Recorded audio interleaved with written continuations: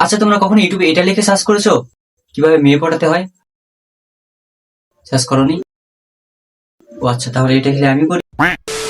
যাই হোক, আজকে আমরা এটাই শিখবো যে আজ কিভাবে মেয়ে পড়াতে হয়। তাই আজকে আমরা একটা ভিডিও দেখবো, চলো দেখা যাক কিভাবে মেয়ে পড়াতে হয়। অল্প বয়সী মেয়েকে পটানোর জন্য গোপন 2টি তথ্য জেনে নিন।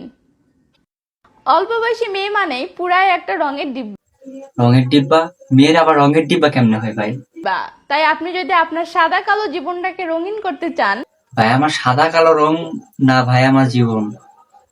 এমনি শুধু সাদা টি শার্ট পরে আছে, তাই বলে আমার জীবন সাদা কালো না।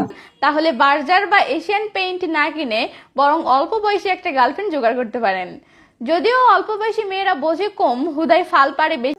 ভাই ওরা খালি বোঝে কম না, তারা অনেক ডেঞ্জারাস হয় ভাই। অল্প বয়সী মেয়েরা অনেক ডেঞ্জারাস হয়।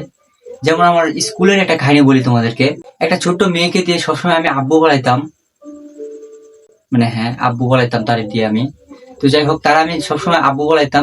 একটা সময় তাকে আমি একটা চকলেট নিয়ে আসতে দিই বাড়ি থেকে। তো সে যাচ্ছিল চকলেট নিতে, তখন ম্যাম দেখতে পেয়ে তাকে ধরে আর বলে, তুমি কোথায় যাচ্ছ? তখন সে বলে, আব্বু আমাকে চকলেট নিতে দিয়েছে। আর সে আমার দিকে আঙ্গুল দিয়ে বলে।